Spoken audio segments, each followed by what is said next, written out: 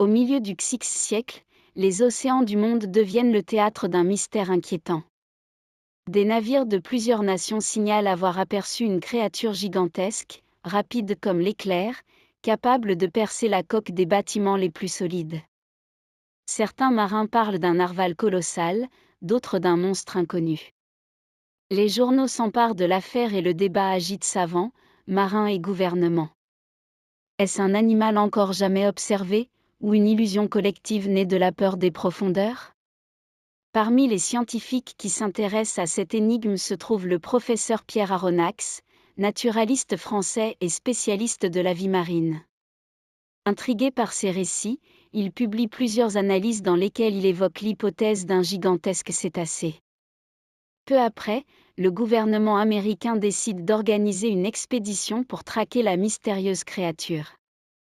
Aronnax est invité à rejoindre l'expédition à bord de la frégate Abraham Lincoln. À ses côtés se trouve son fidèle domestique Conseil, un homme méthodique et calme qui classe tout ce qu'il voit selon des catégories scientifiques. Le navire quitte les États-Unis et commence à parcourir les océans à la recherche du monstre.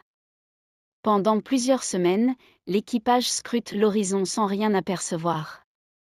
Puis un soir, au large du Pacifique, une étrange lueur apparaît à la surface de l'eau. Elle se déplace avec une vitesse stupéfiante. L'équipage comprend qu'il se trouve face à la créature mystérieuse. La poursuite commence. Le navire tente d'approcher la lumière qui glisse sur l'océan comme un éclair.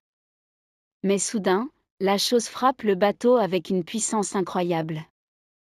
Dans la confusion du choc, Aronnax, Conseil et un harponneur canadien nommé Ned Land sont projetés par-dessus bord. Les trois hommes se retrouvent perdus en pleine mer, dans l'obscurité de la nuit. Alors qu'ils luttent pour rester à flot, ils découvrent qu'ils ne se trouvent pas face à un animal. Ils viennent d'atterrir sur une surface métallique.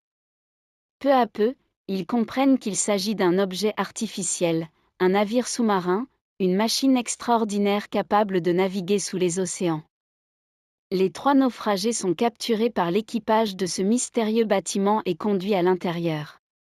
Là, ils rencontrent l'homme qui commande le vaisseau, le capitaine Nemo. C'est un personnage énigmatique, cultivé et autoritaire. Nemo révèle aux visiteurs que le navire s'appelle le Nautilus, un sous-marin d'une technologie incroyable, entièrement autonome et capable de parcourir les profondeurs des mers. Le capitaine Nemo explique qu'il vit volontairement loin du monde des hommes. Pour lui, les océans représentent un refuge contre les injustices et les conflits de la surface. Grâce au Nautilus, il explore les mers et puise toutes ses ressources dans l'océan lui-même. Cependant, Aronnax, Conseil et Ned Land ne sont pas libres de partir. Nemo refuse qu'il retourne à la surface et dévoile l'existence de son navire. Ils deviennent donc, en quelque sorte, ses prisonniers.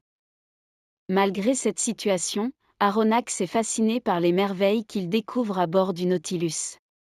Le sous-marin est équipé d'une bibliothèque immense, remplie d'ouvrages scientifiques et littéraires. Il possède aussi un salon décoré de trésors marins et d'œuvres d'art. Pour un naturaliste comme Aronnax, ce voyage devient une occasion unique d'observer les profondeurs de la planète.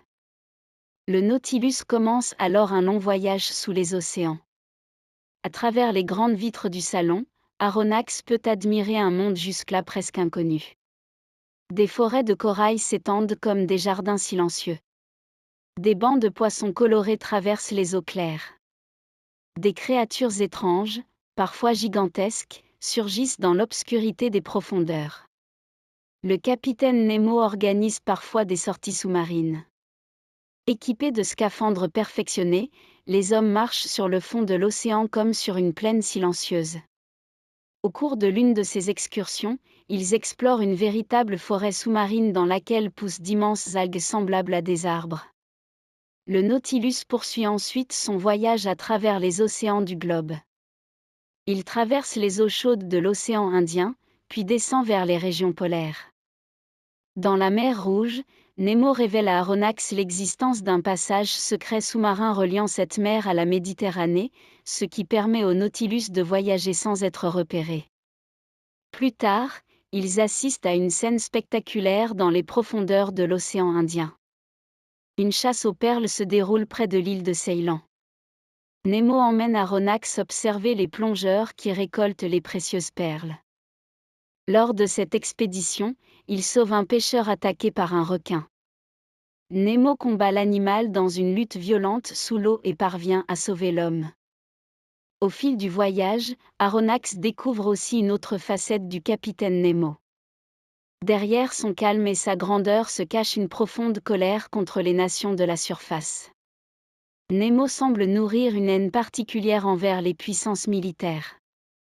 Parfois, le Nautilus attaque des navires de guerre et les coule dans les profondeurs, comme si le capitaine menait sa propre guerre secrète.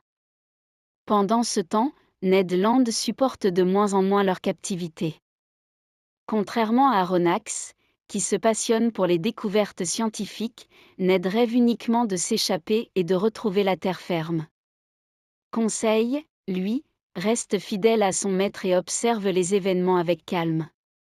Le Nautilus traverse ensuite l'Atlantique et atteint les régions glacées de l'Antarctique. Là, le sous-marin se retrouve prisonnier sous une immense banquise. Pendant plusieurs jours, l'équipage doit lutter contre le manque d'air tandis que Nemo tente de dégager un passage dans la glace. Finalement, grâce à une manœuvre audacieuse, le Nautilus parvient à briser la couche de glace et à retrouver les eaux libres. Le voyage continue encore longtemps. Les passagers découvrent les ruines de l'Atlantide, une ancienne civilisation engloutie au fond de l'océan. Ils assistent à l'éruption d'un volcan sous-marin et traversent des régions peuplées de créatures marines gigantesques. Mais l'épisode le plus impressionnant survient lorsqu'un calmar géant attaque le Nautilus. Les tentacules de la créature s'accrochent au sous-marin et tentent de briser les hublots. Les hommes sortent sur le pont pour combattre les monstres dans un combat désespéré. L'un des marins du Nautilus est tué pendant l'affrontement, ce qui plonge le capitaine Nemo dans une profonde tristesse. Peu à peu, Aronnax comprend que Nemo est un homme marqué par un passé douloureux. Bien qu'il protège son secret, tout indique qu'il a perdu sa famille et son pays dans des conflits violents. Le Nautilus est devenu pour lui un refuge, mais aussi une arme dirigée contre les puissances qu'il considère comme injustes. Après des mois passés sous les océans, Ned Land décide qu'il est temps de fuir. Il prépare un plan pour s'échapper lorsque le Nautilus se rapprochera des côtes européennes. Aronnax hésite longuement. Une part de lui souhaite rester pour continuer ses recherches scientifiques, mais une autre comprend que la liberté est plus précieuse que toutes les découvertes. Finalement, l'occasion se présente lorsque le Nautilus traverse les eaux froides de l'Atlantique Nord. Alors qu'une tempête violente secoue la mer, Aronnax, Conseil et Ned Land montent discrètement dans une petite embarcation pour tenter leur chance. À ce moment-là, le Nautilus est entraîné vers un immense tourbillon, le redoutable Maelstrom. Le sous-marin disparaît dans les eaux tourbillonnantes tandis que la petite embarcation des fugitifs est projetée au loin par la violence des vagues. Aronnax perd connaissance dans la tempête. Lorsqu'il se réveille, il se trouve sur la côte de Norvège, sain et sauf aux côtés de Conseil et Ned Land. Ils ont survécu à leur fuite. Pourtant, le destin du capitaine Nemo et du Nautilus demeure inconnu. Ont-ils été engloutis dans le Maelstrom, ou le mystérieux sous-marin a-t-il réussi à s'échapper une fois encore dans les profondeurs? Aronnax ne le saura jamais.